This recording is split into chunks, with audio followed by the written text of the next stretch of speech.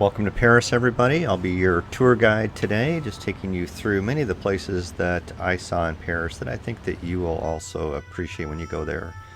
Transportation in Paris is pretty good. They've got buses and taxis and Uber.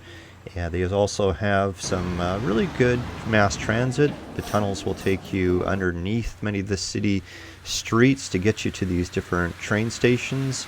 And for the most part, it works quite well. I used that many times myself.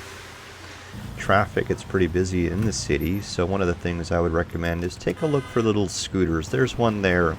You can get an app on your phone which will allow you to rent those, and you can just drop them wherever you stop, and then you'll find a new one soon enough when you come out of the building. They're great. It looks quite dangerous, but it's actually pretty safe to use.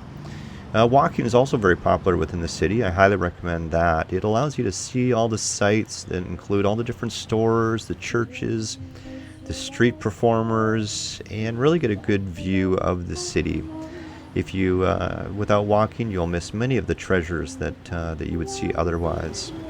It's also great for people watching too. I found within the city there's lots of tourists, but a lot of good things to see. Shopping is amazing in Paris. There's something for everyone.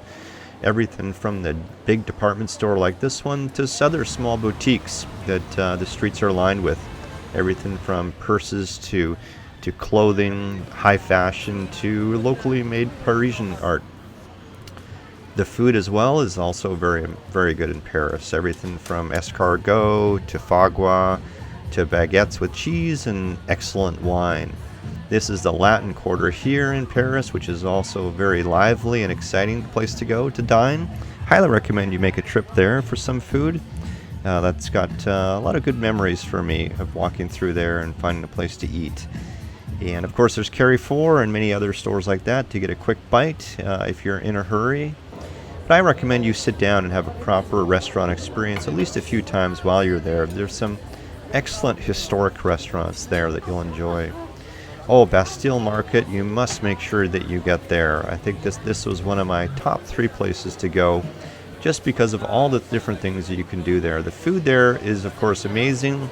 They've got also, though, fresh fruits, vegetables, seafood, flowers, many different things that you'd find in a traditional market.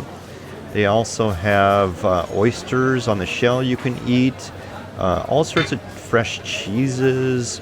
You can get a burger, but not just any burger. It would be a burger with special meat and cheeses. And of course, this person here, which is very famous, who sells the crepes. Be prepared to stand in line, though, for that for, 30 to 60 minutes because it is so popular. You'll find something to eat here, I'm sure. Oh, and Berthillon for ice cream.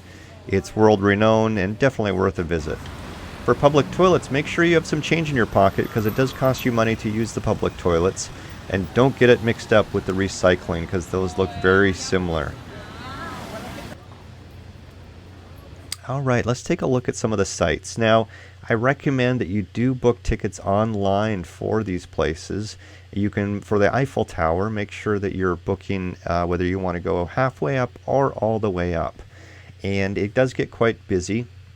So I recommend going all the way up if you can, just because the views at the top are quite spectacular. Yeah, if it does sell out and you go online for the particular day that you want to go and it says it's sold out, don't worry. That's what happened to me as well. But I just showed up and I did have to wait in the hot sun for about an hour. So make sure you bring some sunglasses and sunscreen and a hat just in case you get that situation. But as you can see, the views are well worth the wait.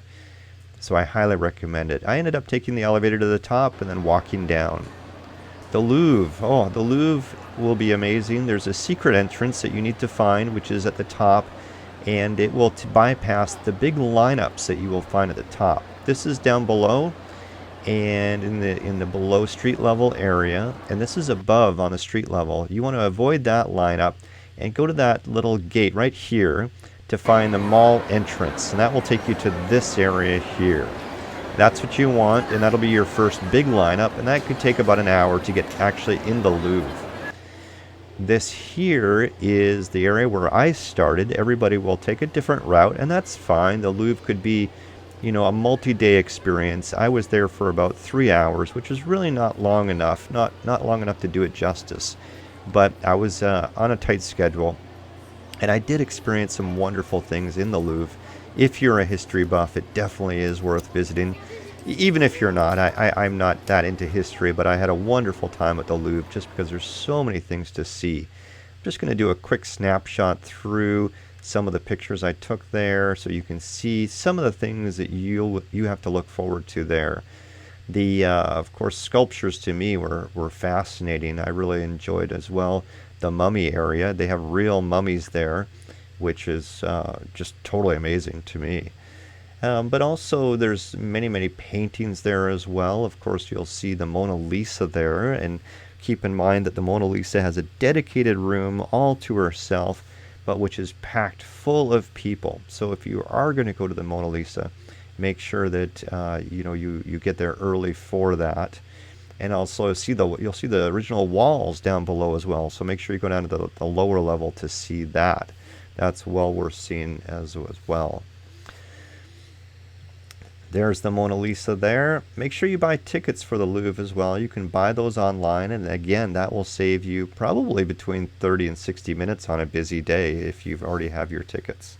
If you don't have tickets, that's another big line that you'll be standing in. So, oh, and then the Pantheon. Well, to be honest, when I went to Paris, I went to the Pantheon and it was closed, so I didn't get to go inside, but I did get to spend some time around the perimeter outside on these lovely picnic tables, and it was just a fantastic area to take a rest, have a coffee, and just relax. So it's a great area just to walk around.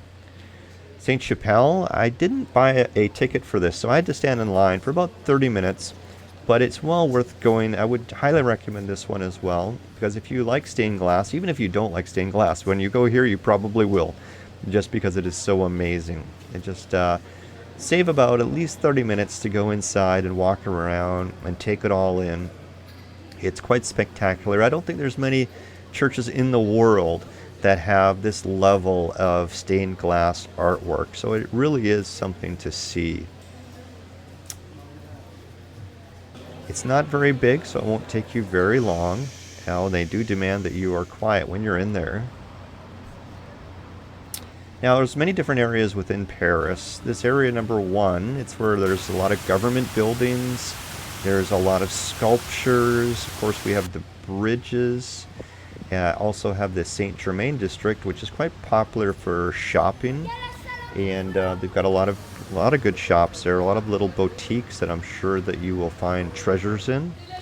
And there's just a lot going on. That was one of my favorite areas. Here we have the bridge. You can see the Eiffel Tower in the background. So definitely a good spot. Traffic everywhere, of course.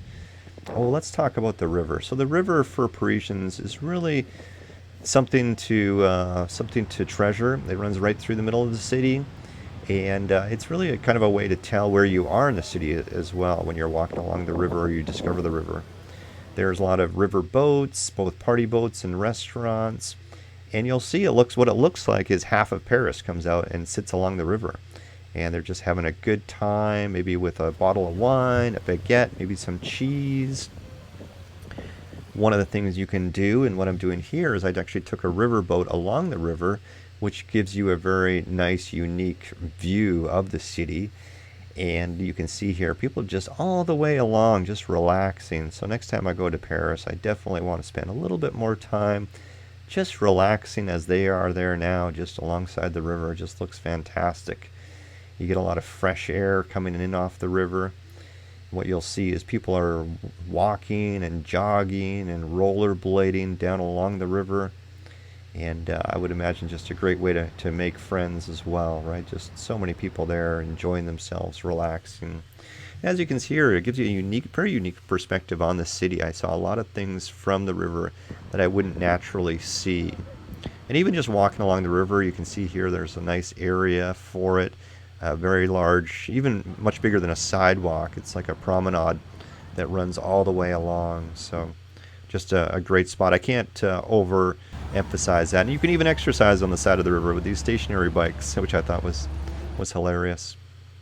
The Notre Dame, so of course we won't be going inside the Notre Dame while we're there because it's still under construction. And you can see there they were busy trying to repair it after the big fire, which was just a travesty. But hopefully it will be reopened again soon. This is a view from the river of the Notre Dame. Now we're in District 7, which has the Army Museum, which I never got to, but that gives me an excuse to go back. Oh, and watch out for the flash floods. I had one of those while I was there. Make sure you've got a jacket with you.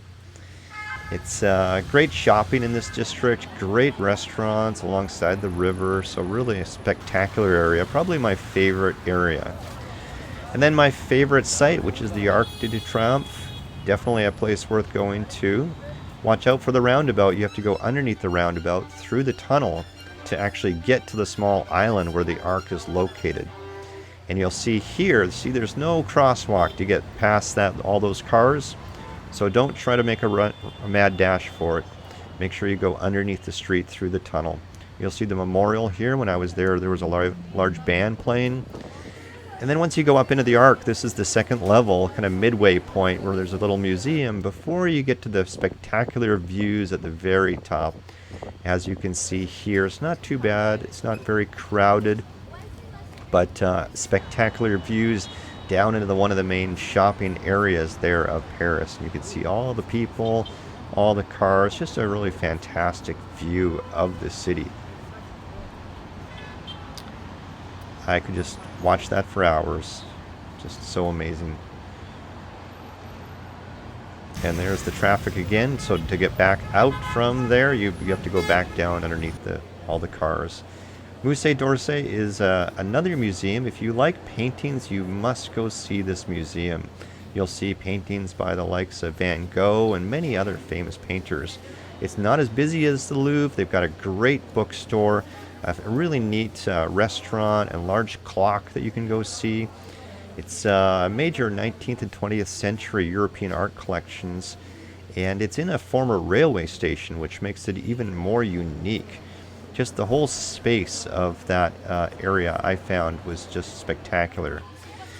Église Saint-Sulpice as well. It's a little further, further north in the city. And you need to take the train to get there, but it's worth going to. It's very cool, interesting church. What I liked the most about this site really was the views of the city. Again, great views. You're not that high up, however, it does give you a very unique perspective of kind of the sprawl of Paris, which I found really interesting. So definitely worth going to take a look at that. Now, Music Day was, I was fortunate enough to be there for that, and it was just an amazing experience. Really starts to get going at night. This is the Latin Quarter. This guy had stopped at a red light, jumped out of his car, and started dancing with everybody else. So just a huge party. And really, really well done, really well organized. Everybody's well behaved, as you can see. Everybody's having a good time.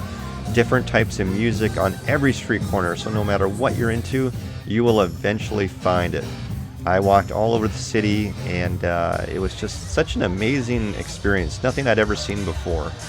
So as you can see, different types of music on every part of the town. These young kids there are having a great time.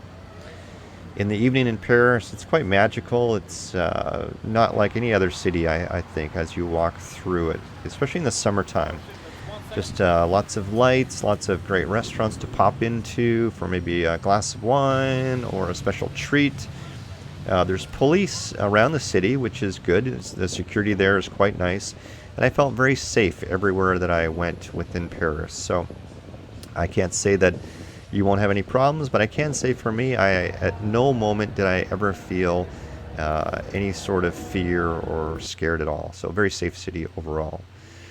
Then, of course, in the daytime, it's just as beautiful. You can see all the sights even more. Take a boat trip if you want and see the city, but you've got flowers and all the traditional Paris things that you would typically imagine that you would see. The beautiful parks. I spent a lot of time in the parks, having lunch, just relaxing. Go for a jog if you like. Some more flowers. The flowers there were amazing.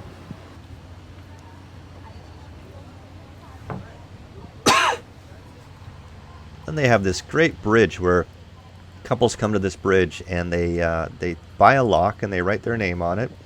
and then they lock it to the bridge as a sign of their relationship, which is quite cool. And you'll see all sorts of different things throughout the city. Cool cars, cool stores for shopping, little boutiques to go into, just all sorts of things. Oh, and the last site that I went to was the Catacombs. Now make sure you buy your tickets for this online. This is the one that I would highly recommend you buy online, because I did see a long lineup outside, and there was no shade at all. It was in direct sunlight, right on the cement. A lot of people looked very hot and uncomfortable. But it is definitely worth going to. The story behind it, you can get a tape player, so it will give you audio for the tour, and so it's well worth hearing about the history of this, because it's fascinating.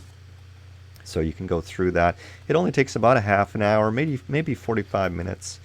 And yeah, that's my tour of Paris. I hope you enjoyed it. I hope this was useful for you, and I hope it helps you with planning of your visit to Paris. An amazing city and well worth the visit.